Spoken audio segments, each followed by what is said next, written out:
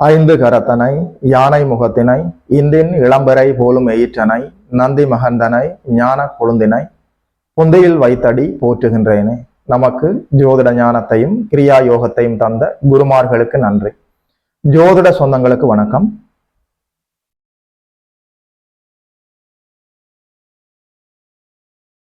இன்றைக்கு இந்த பதிவில் மீனம் ராசிக்காரர்கள் எந்த ராசிக்காரர்களை திருமணம் செய்து கொண்டால் அவருடைய வாழ்க்கை நன்றாக இருக்கும், இது போன்ற அடிப்படையான விடயங்களை பார்க்கலாம். மீனம் என்று பார்க்கிற போது பூரட்டாதி உத்திரட்டாதி ரேவதி நட்சத்திரங்கள் அங்கே உள்ளடங்கி இருக்கிறது. ராசிநாதன் குரு பகவான் காலபுருஷனுக்கே 12வது வீடு மோட்சத்தை குறிக்கக்கூடியது. அங்கேதான் சுக்கிரனும் உச்சம் அடைகிறார். நல்லபடியாக சுகபோகங்களை அனுபவிக்கக்கூடிய இடமும் அந்த இடம்தான். மோட்சத்திற்கான திறவுகோலும் அந்த இடம் தான். அல்டிமேட் லிபரேஷன் அந்த இடம் சொல்லும். இது போன்ற முக்கியத்துவம் வாய்ந்த இந்த மீன ராசி எந்தெந்த ராசிக்காரர்களை திருமணம் செய்து கொண்டால் வாழ்க்கை நன்றாக இருக்கும், எந்தெந்த ராசிக்காரர்களை சற்று திருமண பந்தத்துக்குள் சேர்த்துக் கொள்ளக்கூடாது போன்ற அடிப்படையான சில விடயங்களை பார்க்கலாம். மீனராசி என்று சொல்கிற போது 8ஆம் வீடாக வருகின்ற துலா ராசிக்காரர்களை திருமணம் செய்யாமல் இருப்பது நல்லது, சிபாரிசு செய்யப்படவில்லை. துலா ராசிக்கு ராசிநாதன் சுக்கிர பகவான், மீனராசி என்று வருகிற போது ராசிநாதன் குரு பகவான். அவர் அசுரகுரு, இவர் தேவகுரு. இங்கே பெரிய அளவில் ஒத்து போகவில்லை, சஷ்டாஷ்டமாக வருகிறது. மீனத்திலிருந்து துலாம் என்று பார்க்கிற போது 8ஆக வருகிறது, துலாத்திலிருந்து மீனம் என்று பார்க்கிற போது 6ஆம் வீடாக வருகிறது. இது போல 6, 8 தொடர்பில் வருகிற போது ராசிநாதர்களுமே ஒத்து போகவில்லை. அடிப்படையில love and relationship, marriage matching, இல்லற பந்தம், திருமண வாழ்க்கை என்று வருகிற போது நீங்கள் மீன ராசிக்காரர்களாக இருந்தால் துலாம் ராசிக்காரர்களை திருமண பந்தத்துக்குள் சேர்த்து கொள்ளாமல் இருப்பது சேஃப். இந்த ஒரு அடிப்படையான விடயத்தை நீங்கள் பார்த்து கொள்ள வேண்டும். மற்றபடி சிம்ம ராசியாக இருக்கிற போது, சிம்மம் என்று வருகிற போது மீனத்திற்கு 6ஆம் வீடாக வருகிறது, அதுவுமே சஷ்டாஷ்டகமாக வருகிறது. ஆனா ஒரு சில விடயங்கள்ல ஒத்து போகிறது. அதாவது அனலைஸ் பண்ணி பார்த்ததுல, செக் பண்ணி பார்த்ததுல பெரும்பாலான மீனராசிக்காரர்களுக்கு துலாம் ராசிக்காரர்கள் தான் ஒத்து போகவில்லை. மெஜாரிட்டி தான் இங்கே பேசப்படுகிறது. நீங்கள் சொல்லலாம், சில துலா ராசிக்காரர்கள் மீனராசிக்காரர்களை திருமணம் செய்து நன்றாக இருக்கிறார்கள் என்று சொல்லி. நிச்சயமாக இருக்கிறார்கள், நானும் அதைத்தான் சொல்கிறேன். உங்களுடைய பிறந்த ஜாதகத்துல நல்ல ஸ்கோர் பண்ணி இருந்தால் 2ஆம் இடம், 7ஆம் இடம், 8ஆம் இடம், சுக்கிர பகவான், செவ்வாய் இதை போன்ற அமைப்புகள் நன்றாக இருந்து வயசு காலத்துல நல்ல யோக தசாபுத்திகள் நடந்தால் நிச்சயமாக நீங்கள் எந்த ராசி என்ற பேச்சுக்கு இடமில்லை. எந்த ராசியை திருமணம் செய்தாலும் வாழ்க்கை நன்றாகத்தான் இருக்கும். இது ரொம்ப ரேர் கேசஸ். நான் சொல்வது மெஜாரிட்டி. அதாவது பெரும்பாலான மீனராசிக்காரர்கள் துலாம் ராசிக்காரர்களை திருமணம் செய்து நன்றாக இல்லை அவர்களுடைய இல்லற வாழ்க்கை. அதனால நீங்கள் மீனராசிக்காரர்களாக இருக்கிற போது துலாம் ராசிக்காரர்களை இல்லற பந்தத்துக்குள் சேர்த்துக் கொள்ளாமல் இருப்பது சேஃப். சிம்மராசி என்று சொல்கிற போது ஒரு ஆப்ஷனாக வைத்துக் கொள்ளலாம். கண்டிப்பாக புறக்கணித்தே ஆக வேண்டும் என்று இல்லை. மற்ற விடயங்களை, மற்ற பொருத்தங்களை பார்த்து சேர்த்துக் கொள்வதாக இருந்தால் சேர்த்துக் கொள்ளலாம். இது போன்ற அடிப்படையை நீங்கள் பார்த்துக் கொள்ளலாம். அதே நேரத்துல சனி பகவானுடைய வீடுகளான மகரம், கும்பம், இந்த 2 ராசிக்காரர்களையும் மீன ராசிக்காரர்கள் திருமணம் செய்து கொள்ளலாமா என்று சொல்லி பார்த்தால் முடிந்த வரைக்கும் அவாய்ட் பண்ணலாம்.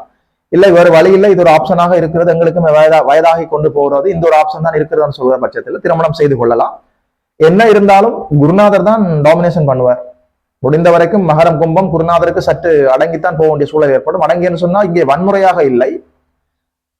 அதாவது தனுசு மீனம் என்று வருகிற போது அவர்கள் அப்படியே ஏதோ அமைதியாக இருக்கிறார்கள், பணிவாக போய்கொண்டிருப்பது போல உங்களுக்கு தெரியும்.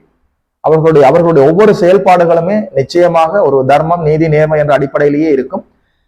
மகர கும்ப ராசிக்காரர்களை மீன ராசிக்காரர்கள் திருமணம் செய்தால் அப்படி ஒன்றும் வாழ்க்கை சோடை போகாது. மற்ற விடயங்களை பார்த்து, மற்ற பொருத்தங்களை பார்த்து சேர்த்துக் கொள்ளலாம்.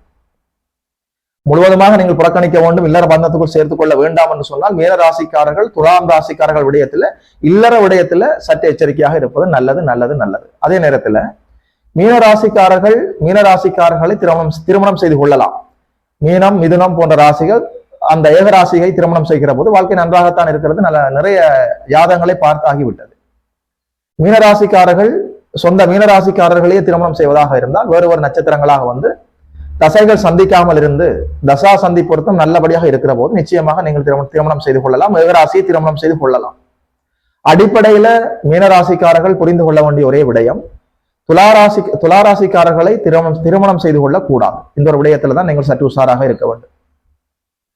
இங்கே யாரும் 1000 ஆண்டுகள் வாழப்போவதில்லை. வாழ்க்கை என்று நாம் சொல்வது ஒரு குறிப்பிட்ட காலம். வாழ்க்கை என்பதே ஒரு சிறிய காலம் தானே. அதனால வாழ்கிற வாழ்க்கை என்றது ஒரு ஆனந்தமா, அன்பான ஒரு அனுபவமாக இருக்க வேண்டும். வாழ்கின்ற இந்த சிறிய வாழ்க்கையை நரகமாக மாற்றி விடக்கூடாது. நமக்கு ஒரு நட்பான ராசி, ஒரு நட்பான நட்சத்திரமாக இருந்துவிட்டு நல்ல ஒரு தேர்வாக இருந்து விட்டால் இல்லற வாழ்க்கை இனிக்கும், வாழ்க்கையே ஒரு கொண்டாட்டமாக இருக்கும். திருமண விடயம் என்று வருகிற போது மீனராசிக்காரர்கள் துலா ராசிக்காரர்களை திருமணம் செய்யாமல் இருப்பது நல்லது. 2ஆம் இடம் என்று சொல்கிற போது உங்களுடைய குடும்பம், 7ஆம் இடம் என்று சொல்கிற போது உங்களுடைய களத்திர ஸ்தானம், உங்களுடைய வாழ்க்கை துணையை குறிக்கக்கூடிய இடம் 7ஆம் இடம். 8ஆம் இடம் என்று சொல்கிற போது மாங்கல்ய ஸ்தானம். 8ஆம் இடத்துல ஒரு சுப கிரகம் இருந்தால் 180 டிகிரியில சமசப்தம பார்வையாக குடும்ப வீட்டை பார்த்து வளர்க்கும். 8ஆம் இடத்துல ஒரு அசுப கிரகம் இருந்தால் 2ஆம் வீட்டை பார்த்து கெடுக்கும். இதுதான் அடிப்படையான விடயம். ஒரு மனிதருடைய பிறந்த ஜாதகத்துல 2, 7, 8ஆம் இடங்கள் நல்லபடியாக இருந்து அவர் வாழ்கிற காலத்துல நல்ல யோக தசாபுத்திகளும் நடந்து அல்லது 3, 7, 11 அடிப்படையிலான தசாபுத்திகளும் நடந்தால் நிச்சயமாக அந்த மனிதருக்கு நல்ல திருமணம் நடந்து அந்த திருமண வாழ்க்கை நிலைக்கும் நீடிக்கும் பயன் தரும். அடிப்படையில ஒரு மனிதருடைய ஜாதகத்துல நிலைத்த நீடித்த தாம்பத்திய சுகத்தை தரக்கூடிய சுக்கிர பகவான் கெட்டு போகக்கூடாது, நல்லபடியாக இருக்க வேண்டும். பெண்ணுடைய ஜாதகத்துல செவ்வாய் பகவான் நன்றாக இருக்க வேண்டும். 2, 7, 8ஆம் இடங்களும் 2, 7, 8ஆம் அதிபதிகளும் நன்றாக இருந்து வயசு காலத்துல திருமணம் செய்து கொள்ள வேண்டிய காலத்துல நல்ல இளம் காலத்துல நல்ல யோக தசாபுத்திகளும் நடந்து அல்லது 3, 7, 11 அடிப்படையிலான தசாபுத்திகளும் நடந்தால் நிச்சயமாக அந்த மனிதருக்கு நல்ல திருமண வாழ்க்கை நடக்கும். அந்த திருமண வாழ்க்கை நிலைக்கும் நீடிக்கும் பயன் தரும். அடிப்படையில மீனராசிக்காரர்கள் புரிந்து கொள்ள வேண்டிய ஒரே விடயம், நீங்கள் மீனராசிக்காரர்களாக இருந்தால் ஏகராசியை திருமணம் செய்து கொள்ளலாம், மீனராசியை திருமணம் செய்து கொள்ளலாம், அதுல எந்த தவறும் இல்லை. மற்ற ராசிகளை பொறுத்த வரைக்கும் சற்று நீங்கள் பொருத்தங்களை பார்த்து செய்து கொள்ளலாம். மீனராசிக்காரர்கள் துலாம் ராசிக்காரர்களை திருமணம் செய்யாமல் இருப்பது நல்லது நல்லது நல்லது. அடிப்படையாக நீங்கள் புரிந்து கொள்ள வேண்டிய விடயம் இதுதான். ஒரு கிளாரிபிகேஷன் கிடைத்திருக்கும் என்று நம்புகிறேன். வாழ்த்துக்கள். யோகி மதன் அஸ்ட்ரோ சென்டர் யூடியூப் சேனலை சப்ஸ்கிரைப் செய்திருக்கின்ற அனைத்து தோழர்களுக்கும் தோழிகளுக்கும் என் மனப்பூர்வமான நன்றிகள். பார்த்தவர்கள் உங்களுடைய நண்பர்களோடும் உறவினர்களோடும் பகிர்ந்து கொள்ளுங்கள். இது போல இன்னும் ஒரு அற்புதமான வீடியோவில் சந்திக்கிறோம். நமஸ்காரம்.